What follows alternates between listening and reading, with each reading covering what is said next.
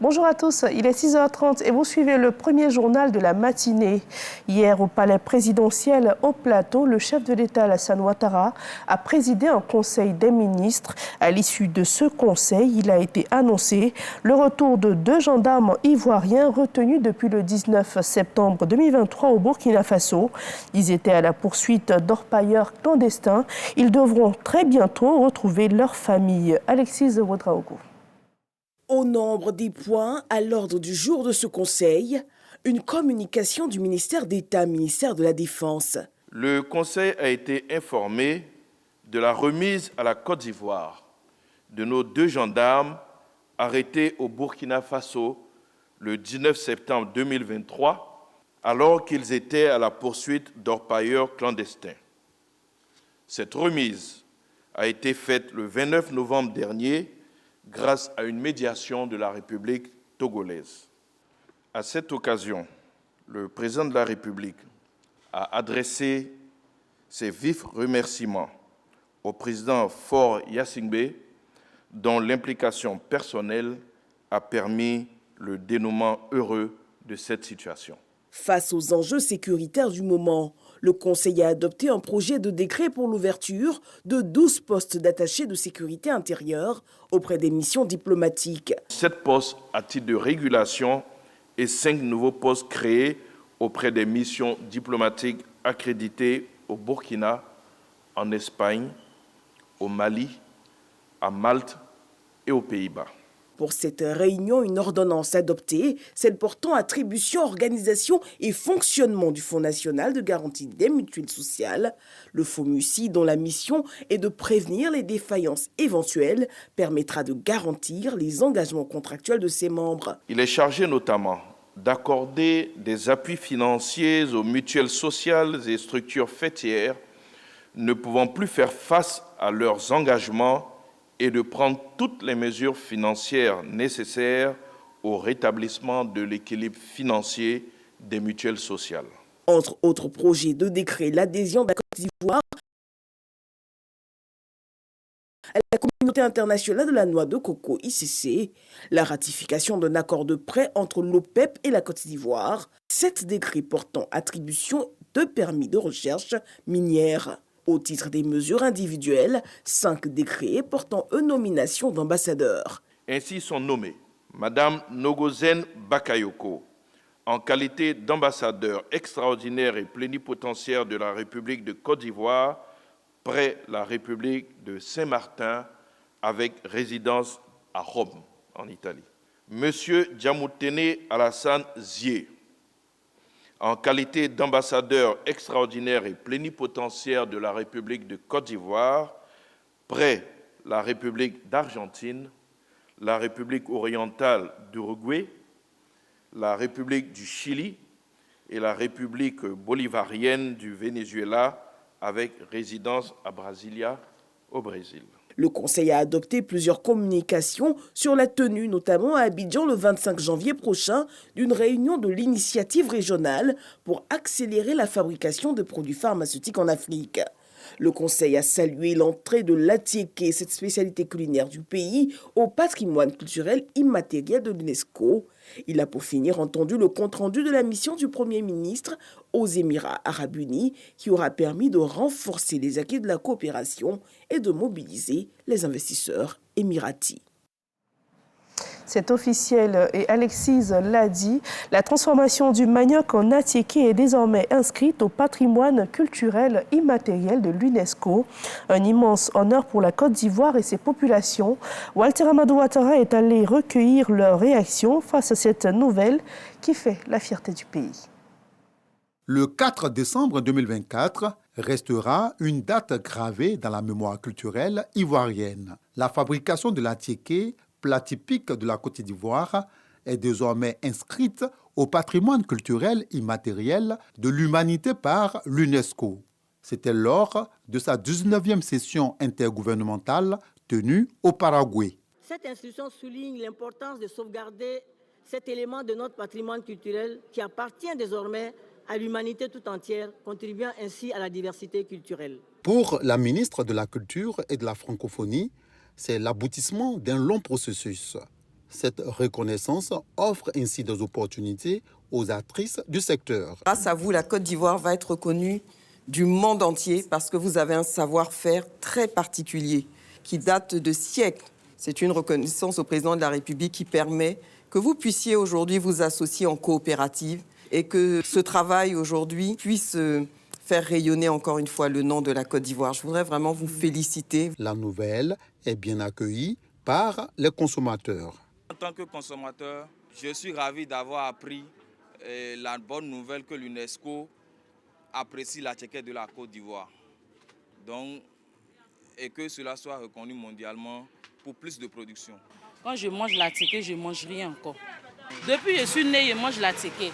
Ça ne m'a jamais dégoûté aussi. La tchéké de Côte d'Ivoire, c'est reconnu par le monde parce que c'est bien fait. Ça nous rend fiers parce que ça vient de chez nous. Les transformatrices en sont également fières. Celles de Cocody Blocos s'en félicitent et s'engagent à travailler davantage pour maintenir le label. C'est un héritage de nos grands-mères. Elles ont commencé bien avant que nous-mêmes en salle là. On est venu trouver. Nous, notre attiqué est un peu spécial. Même si les Chinois fabriquent, nous, on a une autre méthode de fabriquer notre attiqué. Notre attiqué va en France, en Italie, au Burkina, aux États-Unis. En tout cas, ça va partout. Cette nouvelle est une source de motivation pour nous à bien préparer l'attiqué. Avec cette nouvelle, c'est une occasion pour nous de demander au gouvernement de nous aider à avoir de nouveaux équipements pour pouvoir bien travailler, pour pouvoir livrer de l'attiqué partout. Souvent, dans les grosses commandes, on a besoin des financements de l'État aussi. Préparé à partir de tubercules de manioc, puis broyé et fermenté avant d'être cuit à la vapeur, l'attiqué national est souvent accompagné de poissons, viande, frits ou fumés, ainsi que de sauces dans les repas au quotidien. Vous avez sûrement entendu parler d'elle, Tina, cette enseignante exceptionnelle dans le petit village d'Alé-Yaoukro. Elle met tout en œuvre pour améliorer les conditions d'apprentissage de ses élèves. Elle s'est donnée pour mission d'inculquer l'amour des études à ses élèves tout en étant propre et soignée. Elle va jusqu'à leur acheter des tenues scolaires, les coiffer et même solliciter l'aide de certaines ONG afin de leur offrir des fournitures scolaires. Sefoura Zegui a suivi cette héroïne du quotidien et vous pourrez suivre le reportage dans nos prochaines éditions. La 3e édition des Journées africaines de cardiologie est lancée. 15 experts venus de tout le continent sont réunis pour échanger, sensibiliser et améliorer la prise en charge des maladies cardiovasculaires. Astou Touré et Michel Kwame. Scientifiques, cliniciens et décideurs réunis pour réfléchir et partager leurs expériences en vue d'améliorer la prise en charge des cardiopathies en Côte d'Ivoire. Nous sommes à la 3e édition des Journées africaines de cardiologie interventionnelle. Ce forum qui se positionne comme une plateforme incontournable à travers des ateliers pratiques. C'est une activité qui démarre dans la plupart des pays d'Afrique subsaharienne et les défis rencontrés sont nombreux.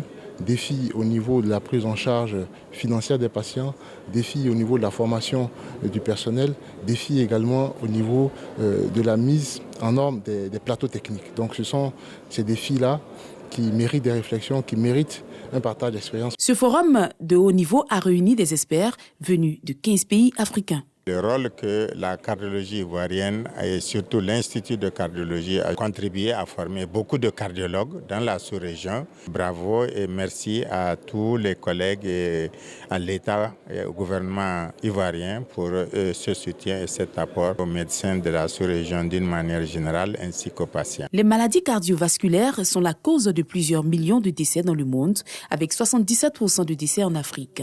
En Côte d'Ivoire, les cardiopathies sont la première cause de décès, raison pour laquelle le gouvernement ivoirien en a fait une priorité. Cette activité sera une activité de partage d'expérience.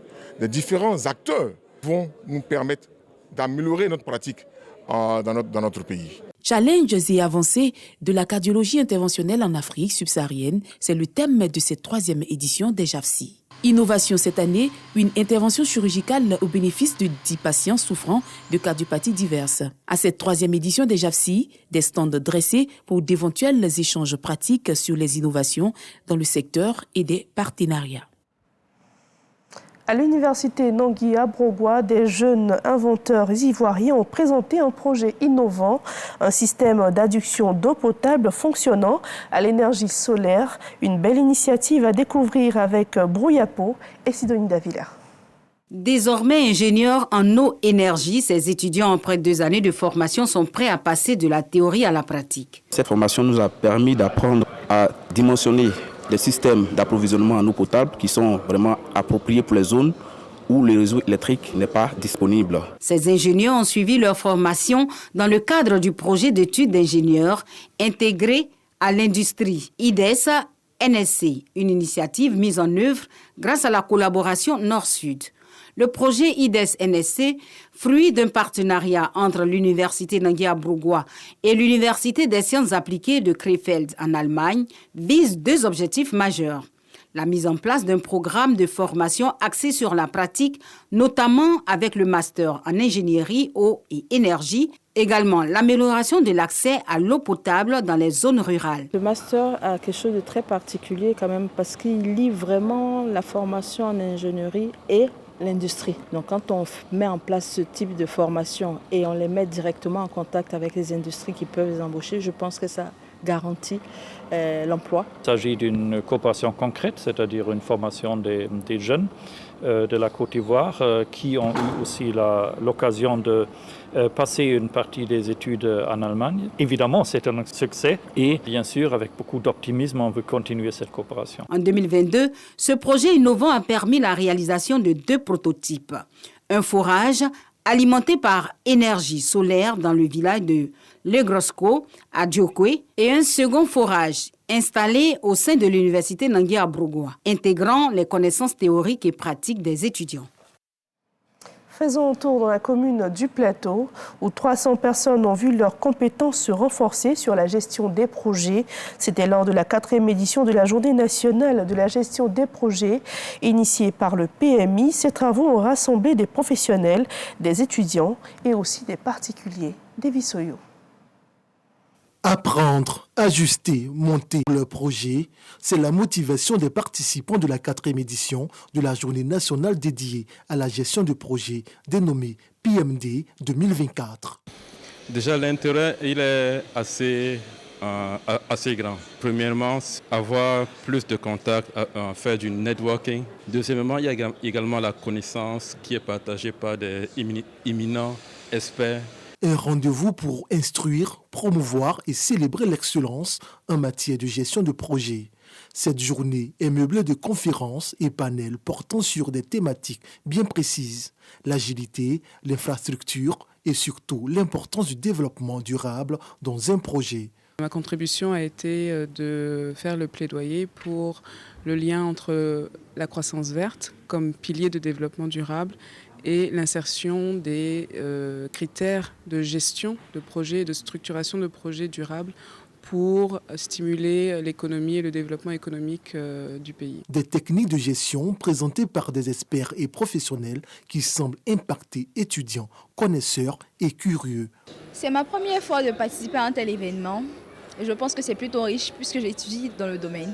Là, pour le premier panel qui vient de se terminer, on a appris la planification, quels sont les enjeux, comment faire pour clôturer un projet avec le développement durable en fait. Une journée organisée par le PMI, Project Management Institute, chapitre Côte d'Ivoire, pour renforcer également les capacités des spécialistes en gestion de projets. Il y a plusieurs aspects qui nécessitent d'être mis en œuvre si on veut pouvoir faire financer son projet par les bailleurs internationaux. Les points les plus importants, c'est que le projet soit aligné avec la stratégie nationale du pays. Pour cette 4e édition de la Journée nationale de la gestion de projet, ce sont 300 membres du PMI qui y prennent part autour du thème « Réussir nos projets pour contribuer au développement de la Côte d'Ivoire ». Autre temps fort, la visite des stands pour permettre aux participants de toucher du doigt le savoir-faire Made in Côte d'Ivoire en matière de projet. C'est la fin de ce journal. Merci à tous de nous avoir suivis. Passez une excellente journée. On se retrouve le lundi 9 décembre prochain, toujours à 6h30.